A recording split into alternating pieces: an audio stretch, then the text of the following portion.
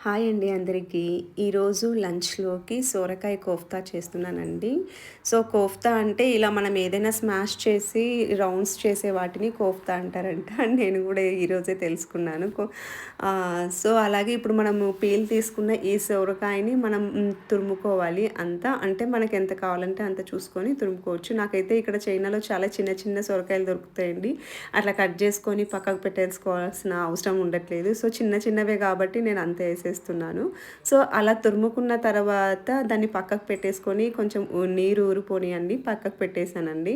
So, ఈ లోపల నేను కొంచెం అల్లము, వెల్లుల్లి, పచ్చిమిర్చి తీసుకున్నాను. అలాగే కొంచెం జీలకర్ర వేసుకొని కొంచెం ధనియాలు కూడా వేసుకున్నానండి. ఇలా వేసుకున్న వాటిని మనము పేస్ట్ లాగా చేసేసుకోవాలి. లేదంటే మనము చిన్న రోల్లో వేసుకొని దంచుకొని కూడా దంచుకోవచ్చు. బట్ నేనైతే ఈరోజు హడావిడైపోయిందని మిక్సీలోకే వేసేసాననమాట. సో, ఇప్పుడు మనం పక్కకు పెట్టుకున్న ఈ సోరకాయని వాటర్ లేకుండా బాగా గట్టిగా స్క్వీజ్ చేసేసుకొని ఒక బౌల్లోకి వేసేసుకోవాలండి. చూస్తున్నారు కదా! అలాగా వేసేసుకుంటే సరిపోతుంది. నేను ఆ వాటర్ కూడా పాడేయలేదండి. కర్రీలో యూజ్ చేయొచ్చు అనేసి పక్కకు పెట్టుకున్నాననమాట. సో, ఇప్పుడు మనము స్క్వీజ్ చేసిన ఈ సోరకాయ వాటిలోకి మనం మిక్సీ పట్టుకున్న మిర్చి పేస్ట్ వేసేసుకొని, అలాగే ఇంకా మసాలాస్ మనకు నచ్చినవి వేసుకోవచ్చండి. నేనైతే పసుపు వేసుకున్నాను. రెడ్ చిల్లీ పౌడరు, సాల్ట్, అలాగే జీరా పౌడరు, కొరియాండర్ పౌడర్ కూడా వేసుకున్నాననమాట. ఫస్ట్ ఈ మసాలాస్ అన్నీ వేసుకున్న తర్వాత మనం కొంచెం బాగా మిక్స్ చేసుకోవాలండి అవన్నీ పట్టేటట్టు. సో, ఇలా మిక్స్ చేసుకున్న తర్వాత దీంట్లోకి ఏమంటారు బేసిన్ పౌడర్ అండి. అంటే శనగపిండి వేసుకున్నాననమాట. సో, బాల్స్ అనేవి రౌండ్స్ రావాలి కదా! దానికోసము మనము ఈ శనగపిండి అనేది వాడాము. సో, ఇలా వేసుకున్న తర్వాత మనము ఆయిల్ అనేది మీడియం హీట్‌లోనే హీట్ చేసుకోవాలండి. ఇవన్నీ కూడా లో టు మీడియం పెట్టుకుంటూ మనము ఫ్రై చేసుకోవాలి. లేదంటే హైలో పెట్టామంటే లోపల అనేది ఉడకకుండా ఉంటుందన్నమాట. పచ్చిగా అనిపిస్తుంది.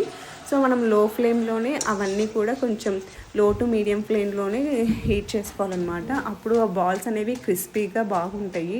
తినడానికి కూడా చాలా రుచిగా ఉంటాయన్నమాట. సో, ఇలా చేసుకున్న వాటన్నిటిని కూడా పక్కకు పెట్టేసుకొని, తర్వాత ఆ బాండిని పక్కకు పెట్టేసుకొని మనం వేరే ప్యాన్ పెట్టుకోవాలి. సో, నేను ఒక గిన్నె పెట్టుకొని ఒక 5 టేబుల్ స్పూన్స్ ఆయిల్ వేసుకున్నానండి. ఆయిల్ వేసుకున్న తర్వాత జీరా వేసుకొని, బిర్యానీ ఆకు, చెక్క, లవంగం వేసుకున్నాను. సో, ఇలా వేసుకున్న తర్వాత మనము ముందుగా మనం మిర్చి పేస్ట్ వేసుకున్నాం కదా! అది కూడా కొంచెం పక్కకు పెట్టుకొని ఇక్కడ యూజ్ చేసుకోవాలన్నమాట. సో, అందుకే నేను అంత క్వాంటిటీ వేసాను. సో, ఇప్పుడు మనం ఆ మిర్చి పేస్ట్‌ని కూడా ఇక్కడ వేసుకుంటున్నాము.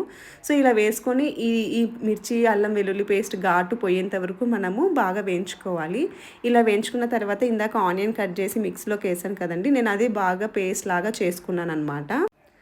ఇప్పుడు ఆ ఆనియన్ పేస్ట్ అనేది కూడా ఇందులోకి వేసేసుకొని, అలాగే కొంచెం పసుపు వేసుకొని మగ్గించుకోవాలి. ఈ ఆనియన్ పేస్ట్ అనేది కొంచెం బాగా స్మెల్ అనేది పోయి, పచ్చి స్మెల్ అంతా పోయే వరకు మనము కొంచెం వేయించుకొని మూత మూసుకొని మగ్గించుకోవాలండి.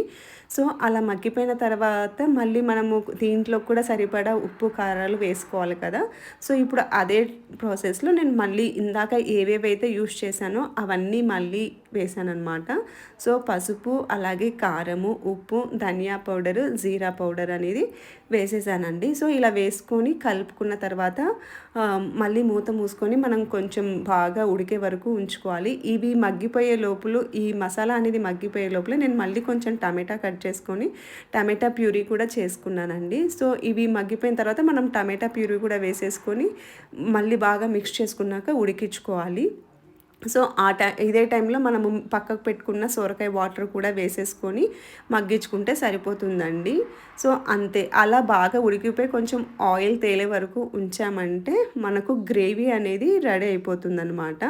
సో, ఇలా రెడీ అయిపోయిన తర్వాత మనము బాల్స్ అనేవి పక్కకు పెట్టుకున్నాం కదా! కోఫ్తా బాల్స్. సో, అవి మధ్యలోనే వేయకూడదండి. మనకు ఈ గ్రేవీ అంతా ఉడికిపోయి రెడీ అయ్యింది అనుకున్నప్పుడు ఆఫ్ చేసే ముందర ఒక 2-3 మినిట్స్ ముందర వేస్తే సరిపోతుంది. లేకపోతే ముందుగానే వేసామంటే ఆ వాటర్‌తో పాటు ఇవి కూడా ఉడికిపోయి మెత్తగా అయిపోతుందనమాట. సో, అప్పుడు తినడానికి అంత రుచిగా, టేస్ట్‌గా అనిపించదు. సో, అందుకే ఆ బాల్స్ అనేవి లాస్ట్‌లో ఎలాగో ఫ్రై అయిపోయినవే కాబట్టి మనం మధ్యలో అన్నంలోకి నంచుకొని తినడానికి కూడా బాగుంటాయి. సో, ఇలా కర్రీ అనేది అంతా ఉడికిపోయినాక లాస్ట్‌లో 2-3 మినిట్స్ ఉన్నప్పుడే మనము ఆ కోఫ్తా బాల్స్ అనేవి వేసుకొని ఒక 2-3 కలుపుకున్న తర్వాత ఒక 2 మినిట్స్ మూత మూసుకొని ఉంటే సరిపోతుంది. అంతేనండి. ఇలా చేసుకుంటే సోరకాయ కోఫ్తా బాల్స్ అనేవి రెడీ అయిపోతాయి. కర్రీ రెడీ అయిపోతుంది. నేనైతే కొంచెం థిక్‌నెస్‌గానే తీసుకున్నానండి. మీకు ఇంకా కావాలంటే దీంట్లోకి వాటర్ యాడ్ చేసుకొని కొంచెం గ్రేవీగా కూడా చేసుకోవచ్చు. బట్ నేను అన్నంలోకి చేశాను కాబట్టి నేను ఇలా థిక్‌నెస్‌తోనే ఉంచి ఆఫ్ చేశాననమాట. ఇంతేనండి సొరకాయ కోఫ్తా ఇప్పుడు రెడీ అయిపోయింది. మనం అన్నంలో పెట్టుకొని తినేసేయొచ్చు. చాలా బావుందండి.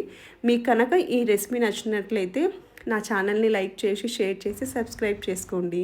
Thank you so much for watching. Please do subscribe.